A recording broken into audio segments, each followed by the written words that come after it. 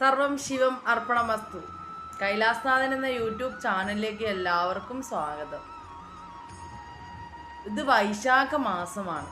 ഭഗവാൻ ശ്രീകൃഷ്ണ ഭഗവാൻ ഏറ്റവും പ്രിയപ്പെട്ട മാസമാണ് വൈശാഖ മാസം എന്ന് പറയുന്നത്. അതുകൊണ്ട് തന്നെ ഭഗവാനെ പോലെ തന്നെ നമ്മൾ രാധാദേവിയെയും ഈ മാസം പൂജിക്കേണ്ടതാണ്. നമുക്കെല്ലാവർക്കും അറിയാം, ഭഗവാൻ തന്നെയാണ് ദേവി. അവർ രണ്ടല്ല, ഒന്ന് തന്നെയാണ്. രാധാദേവിയെ പൂജിക്കാതെയും രാധാദേവിയുടെ നാമം ഉച്ചരിക്കാതെയും ഒരിക്കലും നമുക്ക് ഭഗവാന്റെ അടുത്തെത്താൻ സാധിക്കില്ല.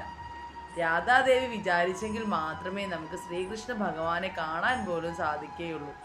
കാരണം അത്രയ്ക്ക് നിർമ്മലമായ പ്രണയമാണ് രാധാകൃഷ്ണ പ്രണയം എന്ന് പറയുന്നത്. രാധാദേവി ഭൂമിയിൽ അവതരിച്ചതിന് പിന്നിൽ ഒരു കഥയുണ്ട്. ഞാൻ ആ കഥയാണ് ഇന്നിവിടെ പറയുന്നത്. വൈകുണ്ഠത്തിന്റെ ഒരു ഭാഗത്ത് ആദിനാരായണൻ ശ്രീകൃഷ്ണ ഭഗവാനായി ഗോലോകത്ത് വസിക്കുന്നു. കൂടെ രാധാദേവിയും ഭഗവാന്റെ ഗോപികമാരും എല്ലാം അവിടെ സന്തോഷപൂർവ്വം ഇങ്ങനെ വസിക്കുകയാണ്. അങ്ങനെ ഇരിക്കുന്ന സമയത്താണ് ഭഗവാന്റെ പരമഭക്തനായ സുദാമാവിന് ഭഗവാനെ ദർശിക്കണമെന്ന ആഗ്രഹമുണ്ടായി. സുദാമാവ് ഈ കാര്യം നാരദ മഹർഷിയോട് പറഞ്ഞു. അങ്ങനെ നാരദ മഹർഷിയെയും കൂട്ടി ശ്രീകൃഷ്ണ ഭഗവാനെ കാണാൻ സുദാമാവ് ഗോലോകത്തേക്ക് എത്തുകയാണ്. ഗോലോകത്തേക്ക് എത്തി ഭഗവാനെ കാണണമെന്ന് അതിയായ ആഗ്രഹം ഉദിച്ച സുദാമാവ് പെട്ടെന്ന് തന്നെ ആ ഗോലോകത്തിൻ്റെ വാതിൽ ഇങ്ങനെ തള്ളി തുറക്കാൻ ശ്രമിക്കുകയാണ്. അപ്പോൾ നാരദ മഹർഷി പറഞ്ഞു, അങ്ങനെയൊന്നും ആ വാതിൽ തുറക്കില്ല. രാധേ രാധേ എന്ന മന്ത്രം ഉച്ചരിച്ചു കൊണ്ട് വേണം ആ വാതിൽ തുറക്കാൻ. എങ്കിൽ മാത്രമേ ആ വാതിൽ തുറക്കുകയുള്ളൂ. പക്ഷെ സുദാമാവ് അതൊന്നും കേട്ടില്ല. സുദാമാവ് ഭഗവാനെ മാത്രമേ, ഭഗവാന്റെ നാമം മാത്രം ഉച്ചരിച്ചുകൊണ്ട് ആ വാതിൽ തുറന്നു. അവനോട് മാത്രം ഭക്തി ഉണ്ടായിരുന്ന സുദാമാവിന് ഒരിക്കലും രാധാദേവിയുടെ നാമം അങ്ങോട്ട് ഇഷ്ടപ്പെട്ടില്ല. ഞാൻ എന്തിനാണ് രാധാദേവിയുടെ നാമം ഉച്ചരിക്കുന്നത്? ഞാൻ ശ്രീകൃഷ്ണ ഭക്തനാണ്. എനിക്ക് ഭഗവാന്റെ നാമം മാത്രമേ ഉച്ചരിക്കാൻ സാധിക്കൂ. ഞാൻ കൃഷ്ണ കൃഷ്ണ എന്ന് പറഞ്ഞ് ഞാൻ ഈ വാതിൽ തുറക്കാൻ പോവുകയാണ്. എന്നാൽ നാരദ മഹർഷിക്ക് അറിയാമായിരുന്നു, കൃഷ്ണ കൃഷ്ണ എന്ന നാമം ഉച്ചരിച്ചുകൊണ്ട് ഒരിക്കലും ഈ വാതിൽ തുറക്കുകയില്ല. ആ കൃഷ്ണനാമം പൂർത്തിയാകണമെങ്കിൽ കൂടെ രാധാദേവിയുടെ നാമം ഉണ്ടായിരിക്കണം. അങ്ങനെ നാരദ മഹർഷി പതുക്കെ രാധാദേവിയുടെ നാമം രാധേ രാധേ എന്ന് ഉച്ചരിച്ചുകൊണ്ട് ആ വാതിൽ തുറന്നു. അങ്ങനെ വാതിൽ തുറന്ന് അകത്തേക്ക് കടന്ന സുദാമാവ് അവിടെയെല്ലാം ഭഗവാനെ അന്വേഷിച്ചു. ഭഗവാന്റെ പാദസ്പർശം പൂണ്ട മൺതരികൾ നെഞ്ചോട് ചേർത്തുകൊണ്ട് ഭക്തിപൂർവ്വം ഭഗവാനെ അവിടെ എല്ലാം തിരഞ്ഞു. അങ്ങനെ ഭഗവാൻ അവസാനം സുദാമാവിന് ദർശനം കൊടുത്തു. സുദാമാവ് ഭഗവാനെ കണ്ട മാത്രയിൽ തന്നെ ഓടി ഭഗവാനെ ആലിംഗനം ചെയ്തു. ഭഗവാനും അങ്ങനെ തന്നെ തൻ്റെ പ്രിയ ഭക്തനെ കണ്ട മാത്രയിൽ ഭഗവാനും തിരിച്ച് ആലിംഗനം സുദാമാവിന് ചെയ്തു. അങ്ങനെ ഇരിക്കെയാണ് ഒരു ഗോപിക അവിടേക്ക് വന്നത്. രാധാദേവിക്ക് നൃത്തം ചെയ്യണം, ഭഗവാൻ അവിടേക്ക് എത്രയും വേഗം എഴുന്നള്ളണം എന്ന് പറഞ്ഞ് ആ ഗോപിക അവിടെ നിന്നും മറഞ്ഞു. അങ്ങനെ ഗോപിക പോയി കഴിഞ്ഞപ്പോൾ സുദാമാവിനോട് യാത്ര പറഞ്ഞ് ഭഗവാനും രാധാദേവിയുടെ അടുത്തേക്ക് പോയി. പക്ഷേ സുദാമാവിന് ഇതിൽ കോപമാണ് ഉണ്ടായത്. രാധ ഭഗവാന്റെ പ്രണയിനിയല്ലേ, എന്തിന് രാധ വിളിച്ച ഉടനെ ഭഗവാൻ പോകണം? അത്രയധികം ദേഷ്യമുണ്ടായി സുദാമാവിന്. എന്നാൽ ഭഗവാൻ രാസലീലകളിൽ ഏർപ്പെടുന്ന സമയം സുദാമാവ് അവരുടെ ആ പൂന്തോട്ടത്തിലേക്ക് ചെന്നു. അവിടെ ചെന്നപ്പോൾ രാധാദേവിയും ഭഗവാനും ഇങ്ങനെ ഒരുമിച്ചിരുന്ന് ഊഞ്ഞാലാടുകയാണ്. ചുറ്റും ഗോപികമാർ നൃത്തം ചെയ്യുന്നു. പക്ഷെ ഭഗവാനും രാധാദേവിയുമുള്ള ഇരിപ്പ് കണ്ടപ്പോഴും സുദാമാവിന് ദേഷ്യം വന്നു. പക്ഷേ ഭഗവാനോടുള്ള ഭക്തിയിൽ അതെല്ലാം അലിഞ്ഞു പോയി. സുദാമാവ് അതൊന്നും പുറത്ത് കാണിച്ചില്ല. തൻ്റെ കയ്യിലിരുന്ന ഒരു കുടം വെണ്ണ ഭഗവാന്റെ കൈകളിലേക്ക് നീട്ടി. പക്ഷേ അത് വാങ്ങിയത് രാധാദേവി ആയിരുന്നു. അത് വാങ്ങിച്ചപ്പോഴും സുദാമാവിന് ഭയങ്കര ദേഷ്യമാണ് ഉണ്ടായത്. എൻ്റെ ഭഗവാന് നേരെ നീട്ടിയ ആ ഒരു വെണ്ണക്കുടം രാധാദേവി ആണല്ലോ വാങ്ങിച്ചത്. പക്ഷേ രാധാദേവി അതിൽ നിന്നും കുറച്ച് വെണ്ണ എടുത്ത് ഭുജിച്ചു. എന്നിട്ട് ബാക്കി ഭഗവാന്റെ വായിലും വെച്ചു കൊടുത്തു. ഇത് കണ്ടപ്പോഴും സുദാമാവിന് തൻ്റെ ദേഷ്യം അടക്കാൻ പറ്റിയില്ല. തൻ്റെ ഭഗവാന് വേണ്ടി കൊണ്ടുവന്ന വെണ്ണ രാധാദേവിയാണ് കഴിച്ചത്. എന്നാൽ അതിൽ നിന്നും രാധാദേവി കഴിച്ചതിൻ്റെ ബാക്കി ഇതേ കൃഷ്ണ ഭഗവാന് കൊടുത്തിരിക്കുന്നു. സുദാമാവ് ദേഷ്യമായി. എന്നാൽ ഇത് കണ്ട് കോപിഷ്ഠനായ സുദാമാവ് രാധാദേവി അവിടെ വെച്ച് അപമാനിച്ചു. എന്ത് അസംബന്ധമാണ് ഈ കാണിച്ചത്? രാധാദേവി കേവലം ഒരു പ്രണയിനിയാണ് ഭഗവാന്റെ. ഭഗവാൻ രാധാദേവി കഴിച്ച ഉച്ഛിഷ്ടമാണോ ഭഗവാൻ കഴിക്കേണ്ടത് എന്നൊക്കെ പറഞ്ഞു അത്യധികം കോപത്തോടു കൂടി തന്നെ രാധാദേവി അവിടെ വെച്ച് അപമാനിച്ചു. പക്ഷേ ദേവിയിൽ ഒരു പുഞ്ചിരി മാത്രമാണ് ഉണ്ടായത്. ഭഗവാൻ രാധാദേവി തനിക്ക് ആരാണെന്നും സുദാമാവിനെ പറഞ്ഞ് മനസ്സിലാക്കാൻ ശ്രമിച്ചു. പക്ഷേ കോപിഷ്ഠനായ സുദാമാവിന് അതൊന്നും ഉൾക്കൊള്ളാൻ സാധിച്ചില്ല. അങ്ങനെ ഇരിക്കെ ഭഗവാൻ പള്ളി ഉറക്കത്തിലേക്ക് പോകുന്ന സമയത്ത് സുദാമാവിനെ അടുത്തേക്ക് വിളിച്ചിട്ട് പറഞ്ഞു, ഞാൻ പള്ളി ഉറക്കത്തിലേക്ക് പോവുകയാണ്. എന്നെ ആരും ശല്യപ്പെടുത്താതെ നോക്കണം. അതുകൊണ്ട് പുറത്ത് കാവൽ നിൽക്കണം. ആരെയും ഇങ്ങോട്ട് കടത്തി വിടരുതെന്ന്. ഇത് കേട്ട സുദാമാവ് സന്തോഷത്തോടെ പുറത്ത് കാവൽ നിന്നു. രാധാദേവിയുടെ അവതാരത്തിനുള്ള സമയമായി എന്ന് മനസ്സിലാക്കിയ ഭഗവാൻ ഉറക്കത്തിൽ വെച്ച് രാധേ രാധേ എന്ന് ദേവിയെ വിളിച്ചു. ഇത് കേട്ട് രാധാദേവി ഭഗവാന്റെ അടുത്തേക്ക് ഇങ്ങനെ വരികയാണ്. പിന്നെയും ഭഗവാൻ രാധേ രാധേ എന്ന് വിളിച്ചുകൊണ്ടിരുന്നു.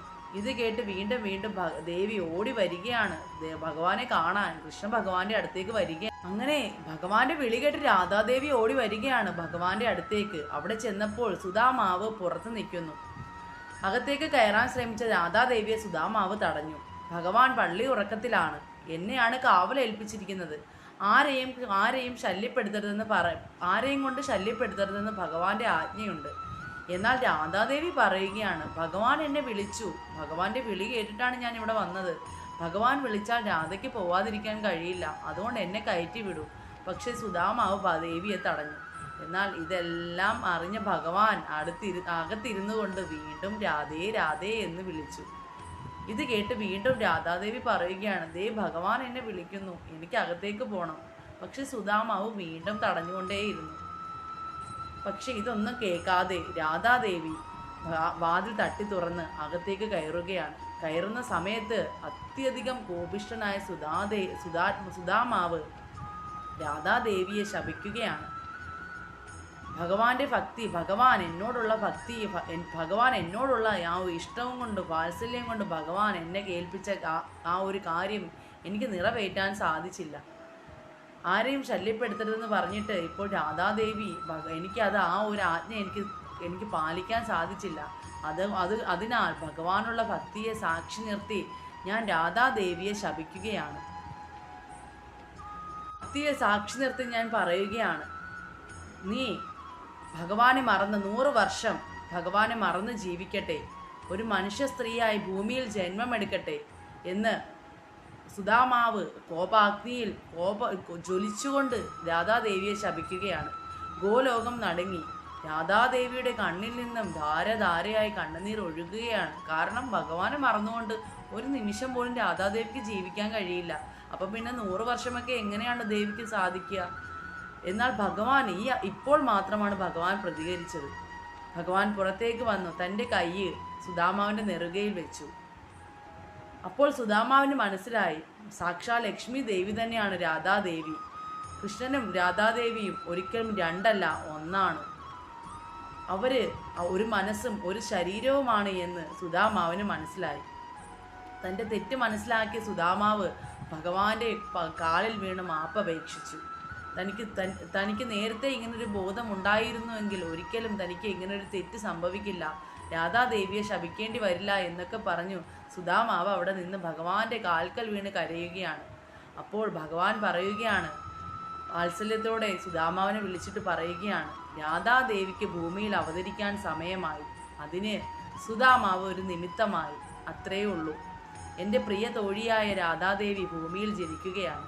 പ്രണയത്തിൻ്റെ പ്രതീകമായ ഭഗവതി ലക്ഷ്മി ദേവി രാധാമാതാവ് ഭൂമിയിൽ അവതരിക്കുകയാണ്. അതിന് സുദാമാവ് ഒരു നിമിത്തമായി എന്ന് മാത്രം. അതിനുശേഷം സുദാമാവിന് തൻ്റെ തെറ്റുകൾ മനസ്സിലായി രാധാദേവിയോട് മാപ്പ് അപേക്ഷിക്കുകയും ചെയ്തു. പക്ഷേ രാധാദേവി ഓടി കൃഷ്ണ ഭഗവാന്റെ അടുത്തെത്തി. എന്നിട്ട് പറയുകയാണ്, അങ്ങ് ഭൂമിയിൽ അവതരിക്കുന്നതിന് മുമ്പ് തന്നെ ഞാൻ ഭൂമിയിൽ അവതരിക്കും. പക്ഷേ ഒരു കാര്യം, ഭഗവാനെ അല്ലാണ്ട് ഞാൻ ആരെയും ആദ്യം ദർശിക്കില്ല. ഭഗവാൻ ഭൂമിയിൽ എപ്പോഴും എത്തുന്നോ അപ്പോൾ മാത്രമേ ഞാൻ എൻ്റെ കണ്ണുകൾ തുറക്കുകയുള്ളൂ. അതുവരെ ഞാൻ എൻ്റെ കണ്ണുകൾ തുറക്കുകയില്ല. അങ്ങനെ രാധാദേവി ഭൂമിയിൽ പൂജാതയായി. ശ്രീകൃഷ്ണ ഭഗവാനെ കാണുന്നതുവരെ നന്ദഗോപരുടെ വസതിയിൽ വെച്ച് ഭഗവാനെ കാണുന്നതുവരെ എന്തൊക്കെ ചികിത്സകൾ നടത്തിയിട്ടും എത്രയൊക്കെ ചികിത്സകൾ വൈദ്യന്മാരുണ്ടായിട്ടും ഒന്നും രാധാദേവി കണ്ണു തുറന്നില്ല. നന്ദഗോപരുടെ വസതിയിൽ വെച്ച് ഭഗവാനെ കാണുന്ന ആ ഒരു നിമിഷമാണ് രാധാദേവി കണ്ണുകൾ തുറന്നത്. ഭഗവാനെ കാണാനായിട്ട് സാക്ഷാൽ ലക്ഷ്മി ദേവി. ഇതാണ് രാധാദേവിയുടെ ജനനത്തിൻ്റെ കഥ. നമുക്കിതിൽ നിന്ന് മനസ്സിലാക്കാവുന്ന ഒരു കാര്യമാണ്, കൃഷ്ണനും രാധയും രണ്ടല്ല, ഒന്നാണ്.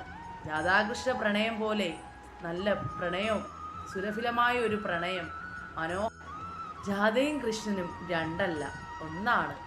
നിത്യനിർമ്മലമായ മനോഹരമായ പ്രണയമായിരുന്നു രാധാകൃഷ്ണ പ്രണയം എന്ന് പറയുന്നത്.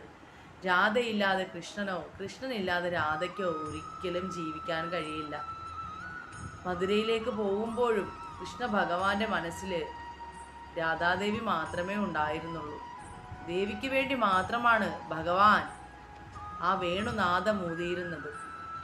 ആ വേണുനാദം ഭഗവാന്റെ ചുണ്ടുകളിൽ നിന്നും വന്നത് രാധാദേവിക്ക് വേണ്ടി മാത്രമായിരുന്നു. അതുകൊണ്ട് തന്നെ വൃന്ദാവനത്തിൽ നിന്ന് പോയ ശേഷം ഭഗവാൻ ഒരിക്കലും ആ വേണുനാദം ഭഗവാന്റെ ചുണ്ടുകളിൽ നിന്നും ഈ പ്രപഞ്ചം പിന്നെ ആരും ശ്രവിച്ചിട്ടില്ല. അവസാനവും രാധാദേവിക്ക് വേണ്ടിയാണ് ഭഗവാൻ ആ ഒരു വേണുനാദം ഊതിയത്.